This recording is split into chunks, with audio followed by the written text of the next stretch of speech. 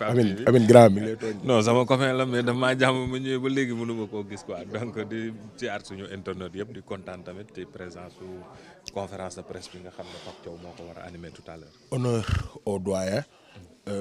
Pape Thiaw qui va faire sa première conférence de presse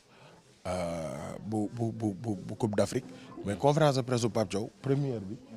xam nga c'était pas kii quoi mais on a vu que ni maintenant le gars il s'exprime très bien exercice bi léegi miin na ko. waaw min na exercice bi peut-être même yàgg na ko min xëy na comme li mu doon wax keroog xam nga gars yi dañoo tàmmoon un peu lu gën a fën lu gën a kii te moom c'est quelqu'un de timide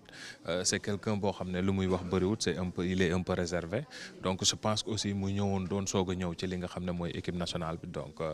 c'était normal que mu xaw a am un peu gars yi lu ñu doon xaar ndi si moom mu xaw a timide un peu yooyu noonu mu xaw a sedd mais au fil du temps muy gën a maîtriser son équipe di gën a maîtriser son groupe di gën a mën a xam lan lay wax ak lan lay expliquer li mu teg ba mu demee ba commencer huiler donc kon c'était important pour que mu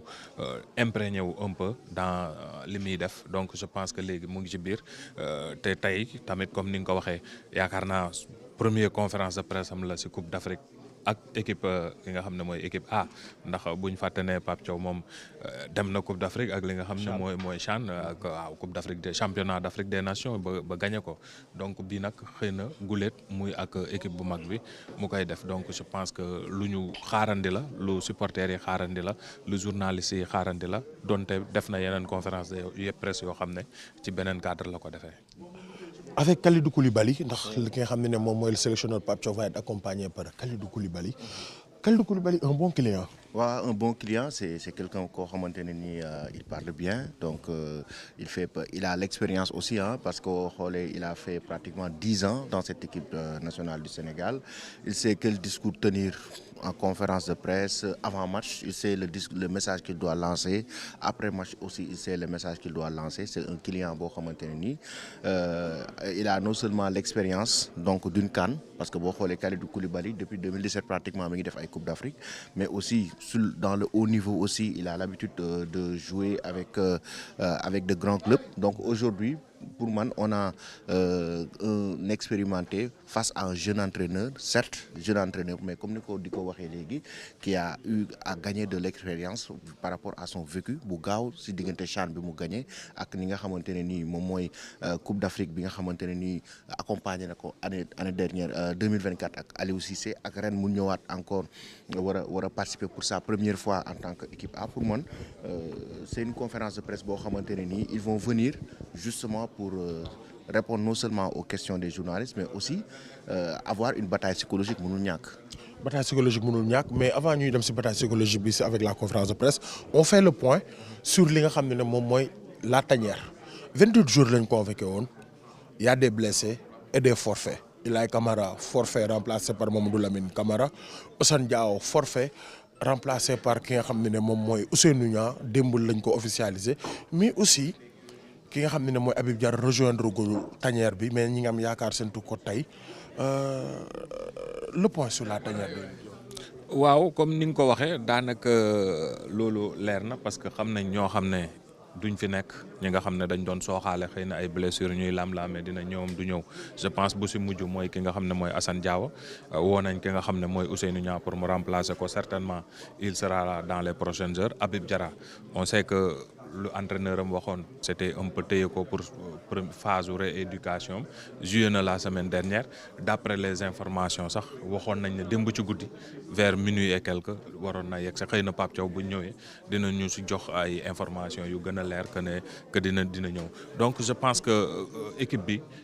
genre continuité la parce que déjà Pape Thiaw pour mu composer woon boo ko joxoon une liste de 30 personnes sax dina doon am un peu problème parce que y a tellement de potentiel yoo xam ne mën nañ ko jël ba ñi ngay gis sax ñooñu ñu woo ñëpp tamit ñu ngi woon ci réservistes yi maanaam ñii nga xam ne mënoon nañ leen a jël mais malheureusement nombre buñ ko joxoon pour mu jël ko permettre ko woon mu jël ñëpp mu def leen ay réservistes donc ñooñu la indi joueurs yooyu yëpp ñi ci bëri ku ci mel ni Mamadou Lamine Camara ñëpp xam nañ ko déjà min na tanière bi te tamit beneen atu bu mu am moom fii lay jouer donc mun na fi am ay xameel ay supporters ay ñoo xam ne ni xëy na sax appui boobu moom tam dina bëgg sax di jouer nekk ci équipe boo xam ne si sélection am di jouer si dëkk boo xam ne moom foofu lay évoluer donc loolu rek motivation supplémentaire la keneen ki si des nag mooy Ousseynou Niang ren gis nga ko en Ligue des Champions il est performant ak son club mu ngi jouer niveau bu gën a kawee xam ne Ligue des Champions bu ñu koy wax ci football européen wala football mondial bokk na ci compétition yoo xam ne ñoo gën a relevé donc je pense que c'est important groupe bi fi mu toll nii xëy na ak comme nu ma ko waxee minutes yu néew Aliou Cissé dina déggal ma ne Aliou Cissé Pape Thiaw dina ñëw pour wax exactement fan la toll ak yooyu noonu xam tamit état de forme joueur yi ndax bi mu ñëwee ba léegi tamit ay kii lay def quoi ay huis clos lay def et c'est normal parce que le temps de préparation est un peu court donc tey daal si kanam tuuti dinañ ci xam dara si yooyu noonu yëpp. Alors, la conséquence de la mauvaise décision de la FIFA est le muet frustrant et je dirais complexé de la CAF porte à des conséquences. Mais alhamdoulilah, le Sénégal a un bon vivier de talent. Effectivement, tu l'as bien résumé parce que boo xoolee le mauvais choix de la FIFA de libérer les joueurs le 15 décembre. Donc loolu daf ñu créer des problèmes aujourd'hui et ça a chamboulé les cartes de tous les sélectionneurs africains. boo xoolee mais heureusement pour le Sénégal tu l'as si bien dit parce que le Sénégal quand même a un vivier de talent. Le Sénégal a des joueurs yoo xamante ne nii ils sont performants la plus à 90% avec le club et que ce sont des jeunes yoo xamante ne nii depuis quand même des mois ñu ngi jouer am nañu compétition loolu mooy waral préparation bi du nekk loo xam ne lu jafe la mais. tey am na équipe africaine yoo xamante ne nii aujourd'hui dañuy nërmeelu sur le plan physique pourquoi parce que décision bi FIFA jël ça les arrange pas parce que leurs joueurs n'ont pas l'habitude de jouer ensemble donc il faut que Coupe d'Afrique d'habitude les joueurs dinañ am au moins une préparation de 10 jours voire 15 jours ensemble pour mën a préparer la compétition mais aujourd'hui par rapport ak situation bi da ngay xool ils ont eu une semaine de préparation c'est très juste donc s'ils étaient pas des professionnels ñoom ñëpp aujourd'hui yaakaar naa dina am répercussion ci li nga xamante ne nii moom mooy tournoi bi donc côté Sénégal duñ ci am ay inquiétudes parce que ce sont des joueurs yoo xamante ne nii depuis quelque temps quand même ils se sont familiarisés ils arrivent à jouer ensemble et que Pape Thiaw mi ngi apporter une touche particulière dans cette équipe du Sénégal si on dit que y a 10 nouveaux joueurs yoo xamante ne ñoom ñoo joué pour la première fois une phase finale de Coupe d'Afrique sans compter l'ossature qui était là depuis des années ñooñu la transition qui a été faite Pape Thiaw qui est en train de trouver l'équilibre pour man dafa nekk loo xamante ne nii lu am solo la malgré que tey li nga xamante ne nii moom mooy CAF moom moo waroon jël ses responsabilités par rapport à cette situation ñoom ñoo war a défendre les intérêts du joueur africain wala du football africain à travers aujourd'hui leur management on a accepté une CAN tous les 4 ans loo xamante ne nii Ahmad accepté wu ko loo xam ne ñu bëri accepté wuñ ko Issa Hayatou accepté wuñ ko pendant des années aujourd'hui ça a été accepté même le plus grave en pleine campagne ça a été accepté en pleine Coupe d'Afrique des Nations une CAN tous les 4 ans man ce qui m'a quand même un peu choqué c'est-à-dire mënoon nañ ko def en fait en dehors de la CAN mais ça chamboule ça montre un peu le manque de respect envers les pays africains en fait envers le football africain. Regradi de nee na une CAN tous les 4 ans ça permet de bien préparer la CAN parce que côté infrastructure du ñu bëri coupe yi ñu jël nee nañ côté infrastructure Sénégal africain yi dañoo war a upgrade seen côté infrastructure. mais fan lañ koy jëlee bu boobaa xaalis lañ koy jëlee. bu ñu organiser wut des tournois fan la ñuy jëlee les. par exemple Sénégal su nekkee saa bu footballé éliminatoire gagné 300 millions nga def CAN tous les 4 ans kon da nga maanaam manne financière am da nga koy wàññi. mais justement xam nga man tey fédération yi ñuy bëgg ñu autonome nga bëgg fédération jëlal le cas de Sénégal. ñu ne fi mu toll nii dootuñ jouer éliminatoire yu bëri da ngay toog pendant 4 ans pour jouer éliminatoire ñaata match ngay organiser au Sénégal. 8 matchs pendant 4 ans. alors que tu pouvais organiser 8 matchs pendant 2 ans. voilà justement léegi loolu yëpp rentrée d'argent la parce que saa suñuy organiser fi nga xam ne mooy stade Ablaye Wade ñaata xaalis lay dugal. c'est des millions. boo ko defoon éliminatoire coupe du monde éliminatoire coupe d'Afrique tous les 2 ans ça te permet au moins fédération bi di am benn xaalis boo xam ne rentrée d'argent lay doon te beneen pour les États Sénégal bu jël xaalis investir ko si lu toll ni stade Ablaye Wade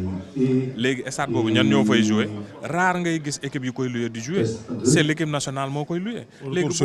retour sur investissement bu boobaa kañ lañ koy am ak kañ la ñuy mun a investiraat beneen li nga xam ne mooy beneen stade ñun kañ la ñuy gis suñu équipe parce que nos équipes ne jouent pas tey France Europe je veux dire ñu ngi organiser Euro tous les 4 ans xam nañ ne loolu. am na lu muy wàññi ci seen équipe nationale qu'est-ce qu'ils ont fait. Ligue des Nations. Ligue des Nations léegi ñun ñi nga xam ne 2 ans bu à part 2 ans ñun à part la CAN parce que Europe sax ñoom seen stade yeeg yooyu tane na parce que y a la Ligue des Champions ki nga xam ne c'est plus suivi les stades sont pleins tous les jours xam nga championnat bi aussi noonu mais ñun suñu stade yi bu feesee équipe nationale moo ko feesee léegi ñu ne équipe nationale yi compétition balaa moo am 4 ans ba 4 ans la léegi yow éliminatoire yi tu joues sa dëkk parce que bu nekkee poule de 4 la wala yooyu wala poule de 5 jàpp 4 matchs ngay jouer 4 matchs yooyu sa dëkk ngay jouer 4 matchs pendant 4 ans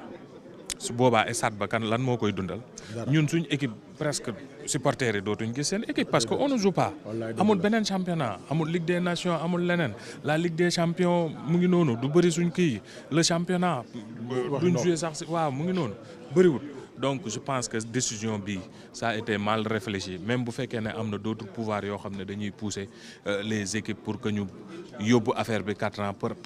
par intérêt l'intérêt des clubs européens l'intérêt des sélections européennes l'intérêt des organisateurs européens je pense que loolu ça va tuer davantage le football africain donte bu ñuy wax ne le niveau dañoo war a am ay stades mais les gens sont en train de faire des efforts tey Côte d'Ivoire lan lañ def Maroc l'effort mu ngi nii ñaata stade la ñu am je pense que yeneen équipe tamit yeneen dëkk tamit bu ñu doon organiser di am des ressources parce que tey Sénégal est-ce que dinañ xalaatati organiser CAN wala sax investir ci dans des stades sachant que balaa équipe nationale bi feesal stade yi di jouer c'est presque 4 ans c'est 4 matchs tous les 2 ans ah 8 matchs pour tous les 4 ans donc kooku est-ce que du hésiter pour génnee xaalisam di ko dugalaat ci stade loolu tamit quand même il faut en tout cas c'est un débat passionnant qu'on va suivre prochainement qu'on va encore continuer parce que décision FIFA ça va faire couler beaucoup d'encre alors Pape Thiaw face à la presse ñëpp nee nañ Sénégal est favori de cette CAN on doit l'assumer ou pas. Bon, c'est que nekk na situation boo xamante ne ni aujourd'hui le Sénégal n'a pas le choix le Sénégal n'a pas le choix donc boo xoolee même la presse internationale parle de Sénégal grand favori de la CAN comme on parle du Maroc donc c'est en fait ossature ak vivier bi Sénégal am moo tax tey aujourd'hui on ose dire que le Sénégal fait partie des favoris de cette CAN 2025 parce que boo xoolee Sénégal depuis un certain temps quand même sur le plan africain moom ak Maroc au niveau du classement africain ñoom ñoo nekk au top ba pare au-delà de ça tey Sénégal aussi nga xool parcours bi mu def ci éliminatoire coupe du monde xool parcours bi mu def ci éliminatoire coupe d'Afrique même la dernière CAN Sénégal dafa toll ci cycle même la dernière CAN le Sénégal était le grand favori malgré que c'est la Côte d'Ivoire qui avait éliminé les Lions donc élimination surprise donc Sénégal dafa nekk ci cycle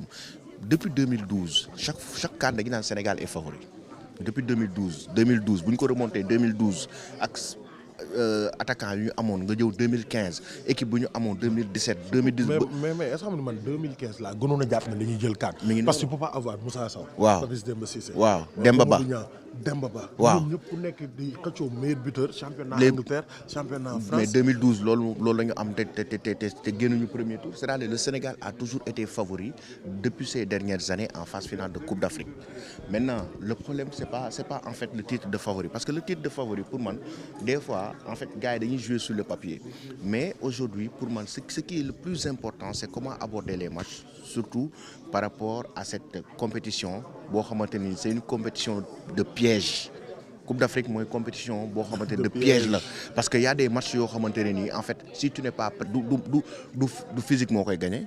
du tactique moo koy gagner en fait ce sont des matchs yoo xam ne mental moo koy gagner. Comore démb dutaloo na. Maroc première mi-temps. Maroc bi ñu raté penalty da ngay xool Comore mentalement man je me suis dit mentalement Comore ils sont prêts ils ont joué sans complexe te ni ñëw xoolal Maroc nu mu joué ci Coupe du monde Qatar 2022 noonu la Comore indi démb ñëw indi un bloc bas défendre di jéem a exploiter les contres il suffisait ñu am benn porox ndoll bu ndaw dañ koy exploiter après ce sera maintenant au Maroc de courir derrière le score. Donc aujourd'hui compétition piège la les équipes entre guillemets petites équipes wala ñuy woowee les outsiders à chaque fois dañuy ñëw di créer la surprise gis nañu ay équipes yu mag dans une phase finale de Coupe d'Afrique qui ont été éliminées par les entre guillemets petites équipes moo tax compétition la boo xamante ne nii il faut jouer match par match chaque match nga considérer ko comme une finale bañ a xeeb benn match pour man loolu ba pare parcours du combattant la course de fond là les joueurs doivent être prêts mentalement du début jusqu'à la fin de la compétition. Il suffit ñu lâcher benn yoon rek automatiquement les autres équipes vont l'exploiter moo tax pour man le titre de favori c'est sur le papier certes mais bu compétition bi commencer titre favori amatul. dañ koy tegee de côté dès que la compétition démarre on parlera maintenant de finale pour chaque match. waaw man loolu laa gëm mais gëwuma en fait titre favori man favori maa ngi koy gëm keroog bi Sénégal demee final tant que Sénégal demul final gëwuma ne Sénégal favori la. dama mos a waxtaan ak sama papa mu ne ma ndeysaan mu ne ma tant que ñu ngi naan Sénégal est favori du sori. Sénégal bu ko def favori. nañ ko bàyyi muy kër malheureusement nag c'est un favori. c'est un favori parce que favori mooy lan mooy équipe bu ñuy xaar parce que équipe boobu am na potentiel bi am na vécu bi. Et c'est un champion d'Afrique en 2022 waaw en 2022 l'édition 2021 donc mënuñoo classer Sénégal lu dul ci favori mais favori boobu tamit comme ni ko Al Amine waxee léegi c'est sur le papier parce que tamit la réalité du terrain c'est autre chose donc même boo nekkee favori ak sa yeneen favoris yi ñu ngi fi mais l'équipe qui vient aussi ñi qualifié aussi c'est de très bonnes équipes et face à des favoris c'est une petite motivation supplémentaire pour tamit jéem a contrer li nga xam ne mooy un favori donc maintenant nag yow mi nga xam ne favori nga c'est à toi de ne pas sous-estimer les autres équipes outsiders parce que bu ñu waxee outsider ak favori ak yooyu c'est parce que l'outsider peut faire quelque chose peut faire des exploits te tamit même boo nekkee favori gis nga la dernière CAN Maroc bii tey il a été éliminé par ban équipe boo xam ne xaaruñu ko woon Algérie mu ngi noonu donc statut de favori day am waaye tamit CAN du favori ak du potentiel kese ak talent kese moo koy gagner am na yeneen réalité yoo xam ne il faut tenir en compte comme li la kii wax léegi mentalement engagement xam nga yooyu noonu yëpp dafa bokk ci ay détails yoo xam ne day mun a gagner match parce que tey benn faay bu ndaw mu xaw a duteloo une équipe xam nga démb Maroc duteloo nañ ko parce que tenir nañ ko 45 minutes mu dugal occasion bu Comore am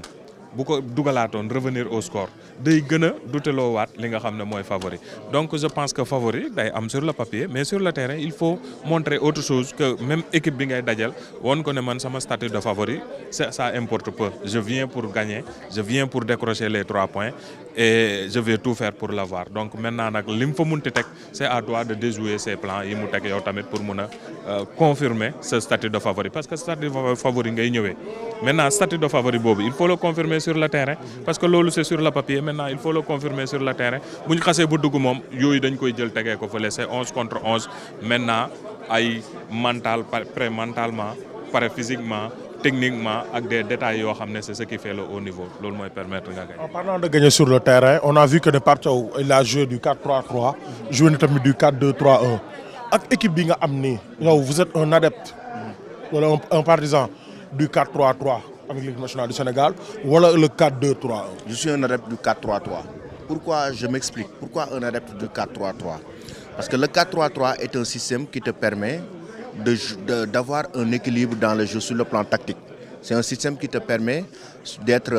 d'être efficace sur le plan offensif, mais aussi sur le plan défensif de museler aujourd'hui sa défense, de blinder sa défense. Aujourd'hui, c'est un système qui a toujours réussi au Sénégal. Le Sénégal a gagné la CAN avec le système de 4-3-3 en 2022. Et aujourd'hui, nous militaires, un trident au milieu moo ñu arrangé. Parce qu'on a chaque fois vu que le trio au milieu de terrain, c'est un trio boo xamante ne on a des joueurs techniques. Si tu as Pape Matar Sarr, des joueurs comme Lamine Camara, des joueurs comme Habib Diarra, un Gana Gueye qui est un doyen. Donc tu as en fait Pathé Ciss. En fait tu as des milieux de terrain, un milieu joueur qui joue au ballon.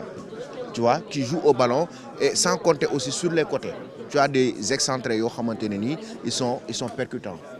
Ismaïla Sarr, tu as Sadio Mané, tu as même le jeune Ibrahima Mbaye qui vient d'arriver. Donc man dama jàpp ne sans oublier Cheikh Tidiane Sabali parce qu'on l'oublie souvent.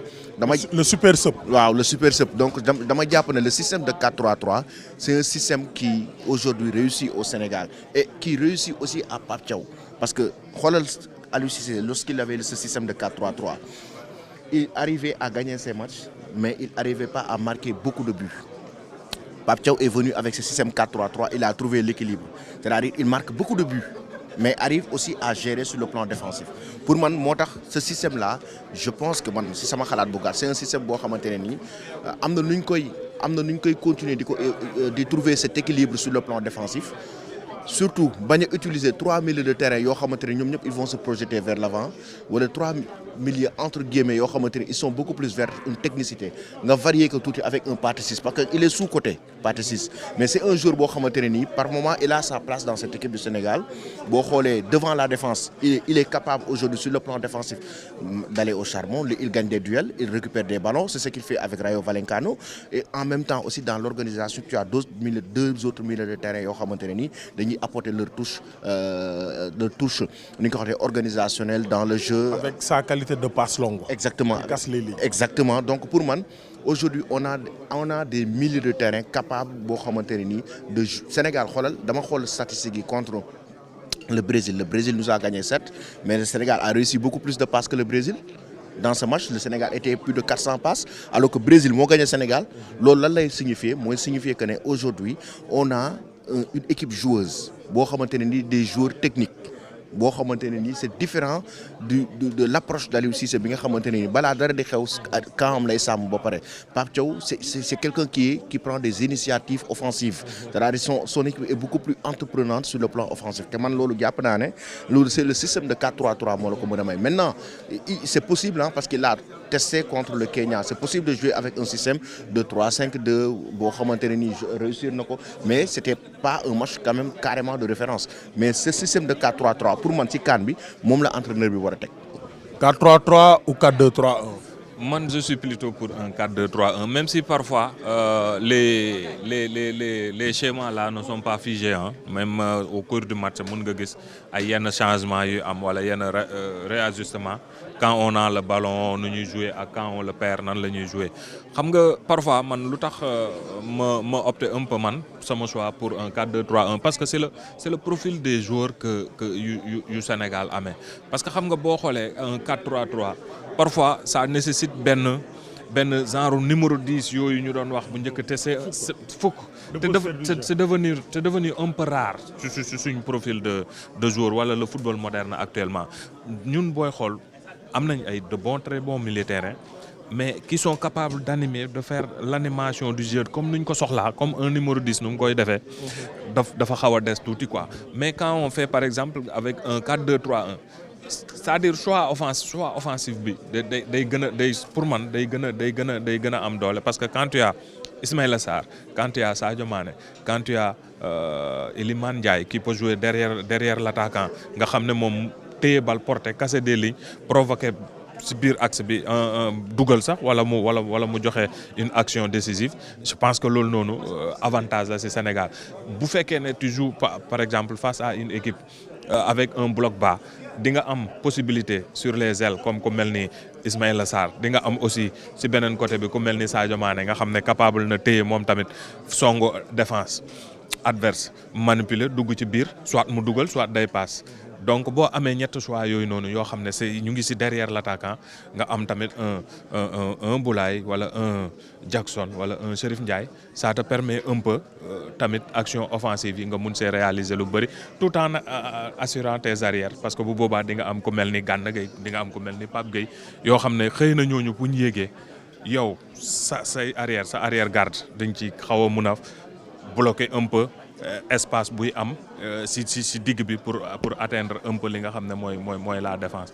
Donc ñoñu tamit sur les deuxièmes ballons ku melni Pape Gueye amna puissance de frappe ku melni Ismaïla Pape Matar Sarr, Lamine Camara, donc yu demee noonu mais tout le temps comme ni ñu waxé rek Sénégal tamit amna potentiel bo xamné permettre nako aussi mu jouer avec un 4-3-3, un 4-4-2, c'est-à-dire système yi yëpp ça dépend si cours du match bi aussi nuy coach bi match bi di gën a demee ak choix ba muy mun a utiliser mais bon man sama gis-gis loolu la mais comme ni ma ko waxee tout depuis le début système moom c'est pas figé parce que nuy match bi di gën a demee ngay gën a mun a changer je pense que gis nañ ko contre Soudan bi ñuy jouer le retour. Joué nañ quelque temps mu changé avec un 4-4-2 4-3-3 ba finalement on a pu réussir et marquer 5 buts. Mais quand même tamit faut noter que le 4-2-3-1 est un système très offensif et Pape Thiaw a marqué 20 buts 21 buts avec les équipes africaines avec ce 4-2-3-1 parce que 4-2-3-1 bi am na benn instant boo xam ne Iliman Ndiaye dañ koy gis moom mooy nekk le dépositeur du jeu te 4-2-3-1 boobu noonu c'est un peu modulable parce que Iliman Ndiaye peut jouer milieu axial droit. boo xoolee bi ñuy joué ak Soudan comme ni mu ko waxee Pape Matar Sarr genre 4-2-3-1 la boo xam ne modulable en 4-3-3 la. et Kalidou Koulibaly mais comme ni ñu waxee rek on a les joueurs yoo xam ne Pape Thiaw waxoon na ko keroog il nous a surpris en faisant du 3-4-3 contre le Kenya il a marqué 8 buts parce que nee na bëggul di dem si compétition yóbbu benn système wala ñaari système. donc am système de jeu yoo xam ne yëpp am nga ko te yaakaar naa am na joueurs yoo xam ne mën na ko permettre bu ko neexee sax mu jouer du 3-5-2 wala du 2-3-4 wala whatever. Tu sais, le système en fait est interchangeable en fonction de l'adversaire. C'est-à-dire aujourd'hui ak physionomie du match. Donc match dina am fu muy toll tu étudies l'adversaire, tu mets un système de 4-2-3-1. ma nga dem ba ci biir gis ne non en fait face à cet adversaire laajatul système bi tu es obligé de changer de système. Tu dois jouer avec un 4-3-3. C'est-à-dire mën nga mëne sax nga jouer avec un système de 5 défenseurs. Tout dépend en fait de l'adversaire, du contexte du match et de la physionomie. Pour moi, en fait, le système n'est pas figé. C'est un système bon comme certes de départ, ñu ne système bi la équipe di jouer mais chaque entraîneur les 15 premières minutes dina observer l'équipe adverse xool durant ces 15 premières minutes lan lay indi su fekkee ne que le système n'est pas adéquat automatiquement ils vont aller vers un autre système. Donc jàpp naa ne Pape Thiaw il a bien fait de varier les systèmes, de changer les systèmes pour que au moins équipe mën a adapté wu ci n'importe quel système en fonction des adversaires et en fonction des matchs. Parce que tey mën nga ñëw dajeek benn équipe bu mel ni Botswana c'est à peu près le même profil que le Kenya mën nga ñëw dajeek Botswana ñëw indil la benn système boo xamante ne nii aujourd'hui tu es obligé yow nga adapté wu sur le plan offensif nga jéem a créer quelque chose pour man loolu c'est très important. Maintenant am na par exemple man je suis sûr que Pape Thiaw offensivement li mu nar a jouer contre Botswana bu dajeek une équipe par exemple comme le Maroc wala Congo dina ko xoolaat. Congo en fait il va beaucoup plus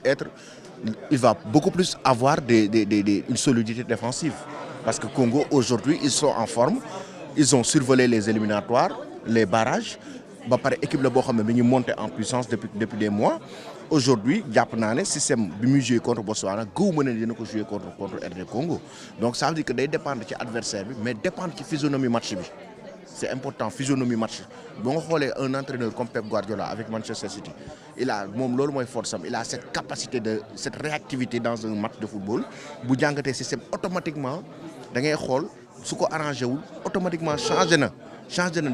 teg na leneen pour nga xamante ne ni équipe am adapté wu par rapport ak li fait de jeu bi am ci match bi. Pour man loolu en fait Pape Thiaw aussi am na ko parce que boo xoolee des fois match compliqué il fait des changements yoo xam ne day gagner match bi. waaw mën na ko. Contre RD Congo le changement qu'il a fait les 3 qu'il a mis 3 yooyu noonu bii bi si ñoom la jógee diggante Habib Diarra ak Cheikh Tidiane Sabaly dafa génne ñoom ak Pape Matar Sarr dugal donc 3 yi mu génne yeneen 3 yi ñëw dugal bii bi c'est-à-dire moom aussi Pape Thiaw am na réactivité boobu pour man il sait lire les matchs et sans oublier aussi le rôle des analystes vidéo qui est important. Affirmatif. waaw le rôle des analystes vidéo à temps réel. Parce que football foofu la toll. tey à temps réel muy teg affaire am boobu noonu. mais tey à temps réel on te donne les statistiques à temps réel tu connais que tel joueur actuellement sur le plan physique mi ngi am na une baisse de régime xam nga ndax dafa war a jouer 90 minutes wala da nga ko war a génne c'est-à-dire aujourd'hui football foofu la toll en fait. te Pape Thiaw il l'a compris c'est plus scientifique et il l'a compris waaw il l'a compris quoi. Alors quels sont les joueurs attendus da nga bëgg a rebondir sur loolu. waaw non c'est que si système laa bëgg a rebondir un peu rek parce que xam nga parfois le système dañuy wax ne aucun système n'est nul en soi c'est-à-dire animation bi ñu ciy def parfois moo koy perfectionner wala mooy tax mu baax mun nga teg un 4-3-3 mais su animation bi baaxul affaire bi du dox. mun nga teg un 4-4-2 mais su animation bi buñ ci war a def bu baaxul affaire bi du dox donc je pense que yooyu noonu mooy li gën a am solo mais comme ni ko moo nami waxee nga xam ne Al Amin non daf may trahir quoi maa ngi ñëw moo nami nga xam ne daf may trahir mais comme ren kenn duñu sacrifier. Alors quels sont les joueurs attendus côté Sénégal sur cette CAN? Les joueurs qui sont très attendus. waaw Sénégal moom xam nga booy xool équipe am dañuy xaar ñu bëri parce que d'abord quand on dit le Sénégal Sadio Mané kenn du ko tëb parce que saa yow déjà yow boo doxee ci dëkk bi sax lu ñu lay wax Sadio Mané xëy na loolu aspect sportif la mais aspect technique ak aspect production performance ak yooyu noonu xëy na mun nañ ko analyser neneen donc Sadio Mané c'est toujours quelqu'un qu'on attend. Ismaïla Sarr aussi c'est quelqu'un nga xam ne waaw voilà ren dafa wane boppam en championnat même en équipe nationale par rapport ak ni ñu ko doon xaaree yeneen année yi mu xaw a décevant un peu ren xaw na amélioré wu aussi Iliman Ndiaye nga xam ne tamit CAN bee passé il était remplaçant dugaloon na gaa mais tamit bi mu ñëwaatee ak le championnat dafa def des performances yoo xam ne dafa am solo ba nga xam ne fi mu toll nii Everton boo doon laal jour yaakaar naa moom lañ lay wax bu ko kenn laal fi mu toll nii du jour à vendre donc am nañ aussi des jeunes qui viennent parce que xam nga aussi Ibrahima Mbaye à 17 ans un joueur de 17 ans qui débarque à la CAN nekk Paris Saint-Germain nga xam ne mooy champion d'Europe gagné li nga xam ne fan yi passé coupe intercontinentale ak yu demee noonu donc c'est des joueurs yoo xam ne dañ leen di xaar ak ñi nga xam ne ñu ngi soog a ñëw ku mel ni Habib Diarra ku mel ni Cheikh Tidiane Sabaly nga xam ne tamit dañ koy gis comme un super sub wala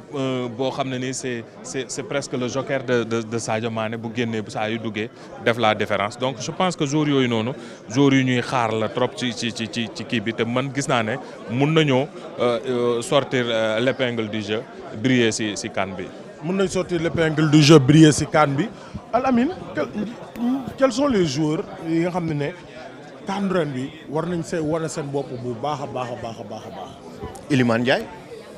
Iliman Ndiaye c'est un joueur boo xamante ne ni depuis des années il est dans cette équipe nationale du Sénégal mais il sera très attendu parce qu'on attend d'Iliman Ndiaye qu'il quand même qu'il gère carrément la relève. On parle d'Iliman Ndiaye comme leader technique de cette équipe nationale du Sénégal depuis des années. Bon, certains observateurs nous parlent d'Iliman Ndiaye comme leader technique, mais maintenant c'est le moment opportun pour lui de l'assumer, ce leadership, parce qu'il est un joueur très déterminant, il est un joueur très technique, il est un joueur capable de faire la différence à tout moment. Il l'a montré dans plusieurs matchs. Donc aujourd'hui, Iliman Ndiaye, pour moi, du côté du Sénégal, c'est le joueur le plus attendu dans cette équipe nationale, dans cette Coupe d'Afrique des Nations. Certes, Sadio est attendu, mais Iliman Ndiaye, pour moi, c'est le joueur le plus attendu par rapport aujourd'hui à sa forme étincelante avec Everton, mais surtout par rapport à ce qu'il a montré ci éliminatoire yi, que ça soit CAN, que ça soit Coupe du Monde. Donc fii lañ koy gën a xaaree nag ci phase finale Coupe d'Afrique bii nii. Donc Iliman Ndiaye jàpp naa ne c'est le joueur man personnellement mooy joueur bi may gën a xaar ci équipe bi qu'il fasse la différence dans les grands moments. Dans les grands moments quand même, il sera très attendu. Donc il y a d'autres jeunes qui viennent d'arriver parce qu'il y a quand même les 10 nouveaux. Un joueur comme Ibrahima Mbaye, il sera dans la continuité. Ibrahima Mbaye soxlawul temps d'adaptation, c'est sama xalaat. Il s'est adapté. Ibrahima Mbaye avec le Paris Saint-Germain, un joueur qui a la confiance de Luis Enrique. Luis Enrique n'est pas n'importe qui. Un joueur qui a la confiance de Luis Enrique et qui joue dans le dispositif du Paris Saint-Germain. Pour Mankoku, aujourd'hui, il n'a pas besoin de temps d'adaptation en équipe nationale. Il doit venir pour survoler, il doit venir pour montrer son talent, ce qu'il peut faire. Donc Ibrahima Mbaye aussi, s'il a la confiance de Pape Thiaw, donc il peut faire quelque chose, tout comme Cheikh Tidiane Sabaly.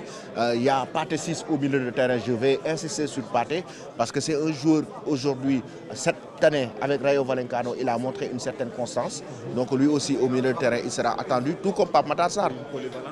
Ouais, une polyvalence. Par moment même, il va vers la défense. Donc tout comme Pape Matar Sarr. Donc Pape Matar Sarr, il grandit, marge de progression baax na. Jàpp naa ne aussi, il doit prendre ses responsabilités par rapport à cette compétition. Gis nga tey jii nii pour man, il y a pas de vraiment amul lu ñuy kii parce que aujourd'hui, tu vois, les cadres comme Sadio, Gana et autres. C'est vrai. Sadio Gana, 6e CAN. waaw 6e CAN xam nga tey. Sadio et Gana 6e CAN. ñu def 6 CAN. tey jàpp naa ne ñeneen ñi booy ñoo war a ñëw soulager leen. ñoo war a ñëw soulager leen quoi c'est-à-dire en fait coono yi ñu doon daj ci CAN yële c'est-à-dire dinañ daj coono mais booy ñoo leen war a ñëw soulager leen y a des efforts physiques dañ leen ko war a wàññil Gana il va venir pour apporter une expérience avec une sagesse au milieu de terrain gunge booy yi sur le plan mental gunge leen sur le plan tactique tout comme Sadio aussi mais ils n'ont plus les jambes bi ñuy am en 2015 wala en 2017 il faut pas se leurrer en 2021. parce que seen engagement comme ni nga ko waxee parce que gis nga Sadio Mané en 2021 su fekkoon ne amul mental bu fort fekkoon ne amul engagement le match contre. non je pense Cap-Vert day génn du continuer mais loolu moo lay won ne engagement bi sawaay doon wax ñooñu ils ont tout donné. xale yooyu nag ñoo war a xool ci ñoom loolu parce que xëy na ñoom tamit loolu lañ war a inculquer les jeunes xam ne ñun on s'est donné corps et âme pour être champion d'Afrique on a joué 6-4 mais c'est pas parce que dañ ko joué parce que instant maa ngi tudd Sadio Mané wala maa ngi tudd Gana Gueye ils se sont donnés à fond xam nga joxe seen lépp mentalement physiquement ba yegg si fi ñu yegg si kon je pense que loolu noonu relève bi Al Amine di wax noonu foofu ñooñu xool ci ñooñu jël seen responsabilité jël seen wane seen engagement ba mu mot sëkk pour mun a dem. mais am na joueur boo xam ne yéen ñëpp waxoo leen ko te joueur boobu man dama am yaakaar si moom que il a un sentiment d'un goût inachevé si CAN 2021 2023 bi ñu joué en Côte d'Ivoire il a été fraîchement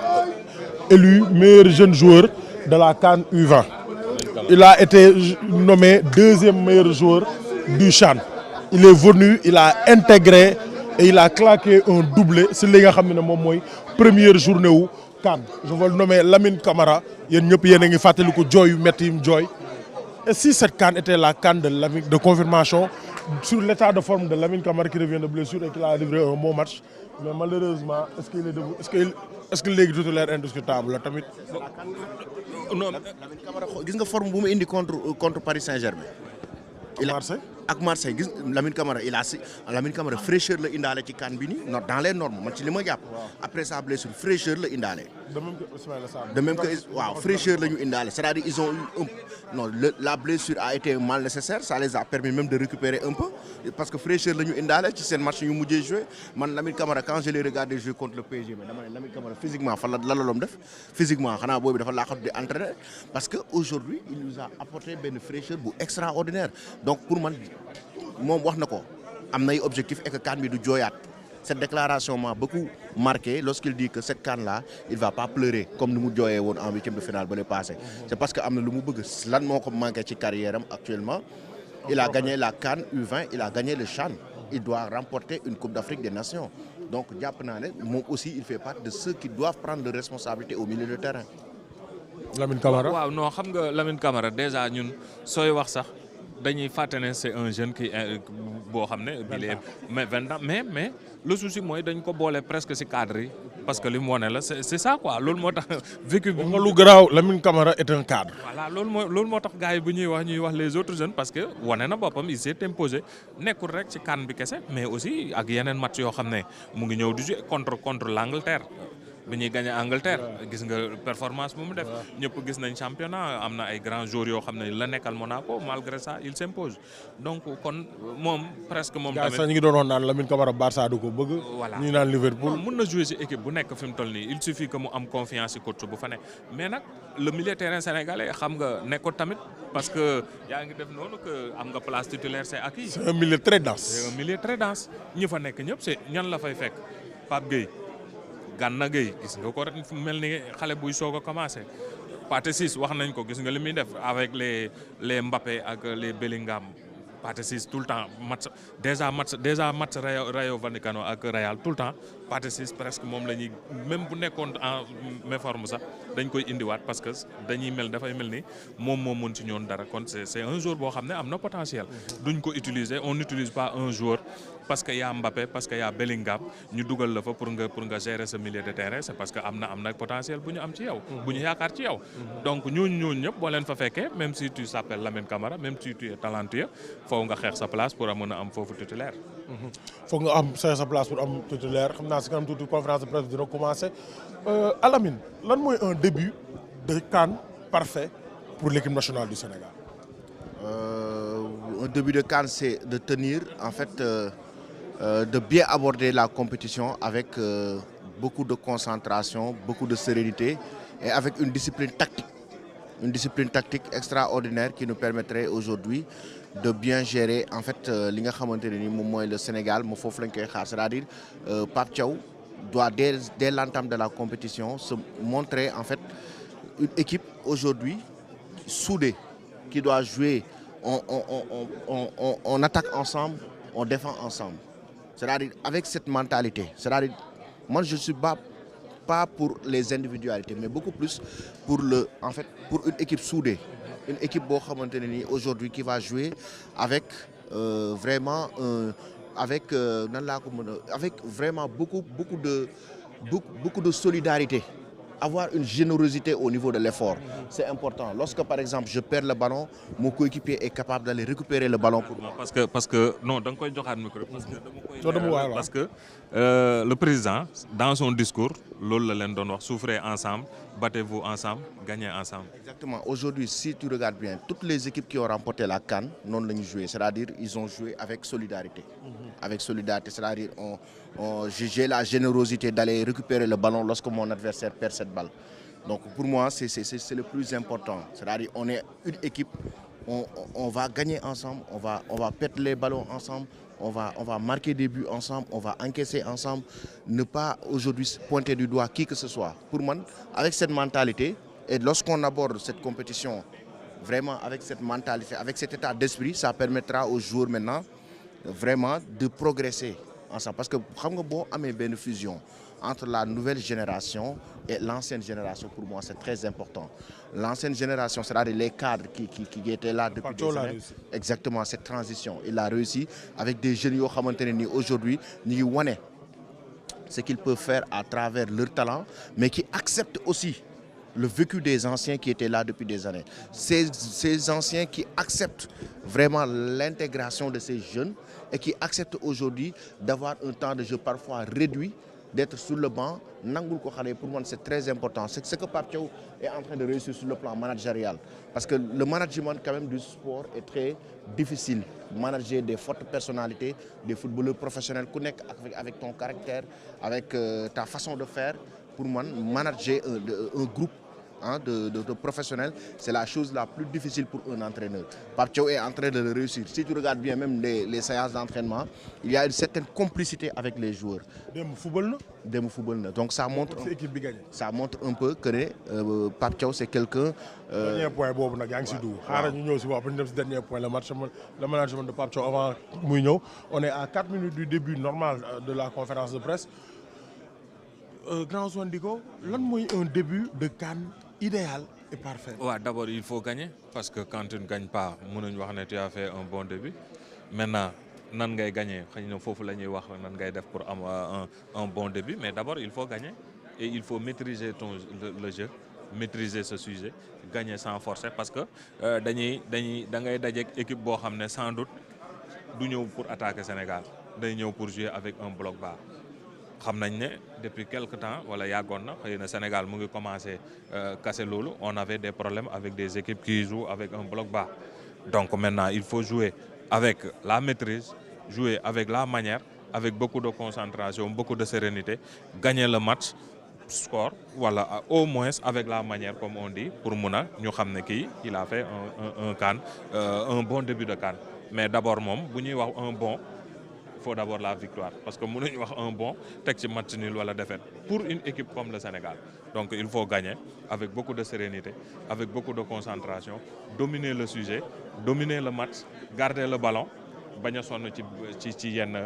nu mu koy waxatee ci yenn effort physique yi nga xam ne mun na am ay répercussions comme des blessures ak yooyu pour yeneen match yi. Éviter aussi certains cartons, les cartons inutiles, voilà. Les cartons inutiles. Ñu ngi ñëw sànq si li point bu am solo mooy le management de Pape Thiaw au sein de la tanière. Effectivement, le management de Pape Thiaw est pour le moment c'est extraordinaire parce que je vois un entraîneur aujourd'hui qui vraiment est en train de jouer un rôle essentiel Par exemple, le management de Pape Thiaw est différent du management d'Aliou Cissé. Aliou Cissé avait un management beaucoup plus axé sur la rigueur.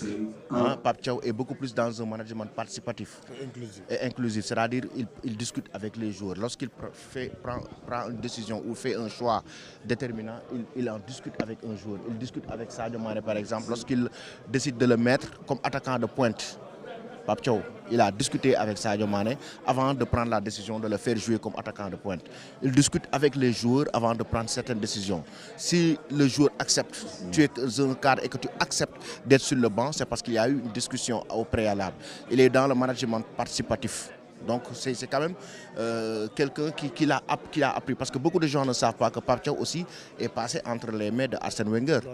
Il est passé entre les mains d'un grand technicien qui est Arsène Wenger au niveau de la FIFA. Donc il a su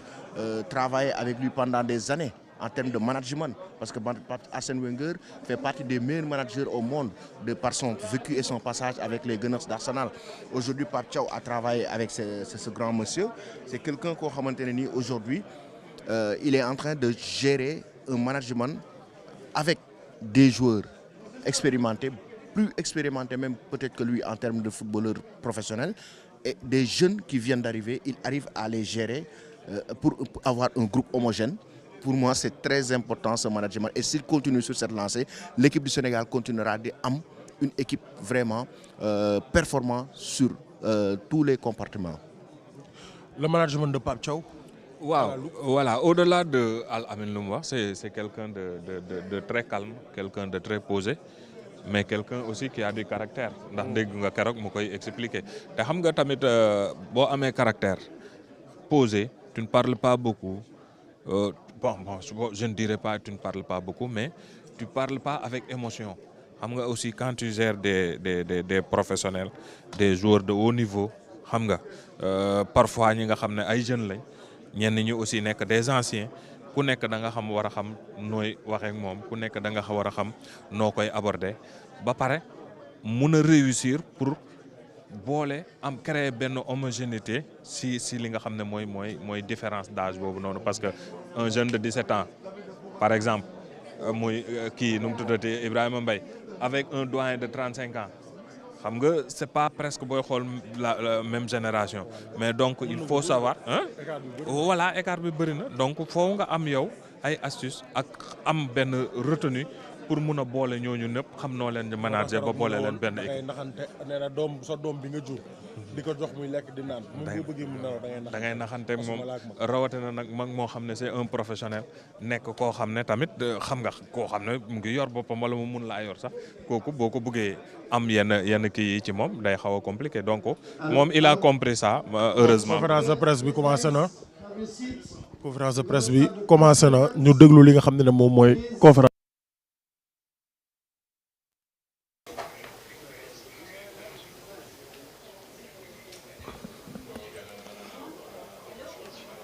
S'il vous plaît, please, dans les couloirs. Please, all of your seats, guys. And à l'attention des journalistes, des confrères sénégalais,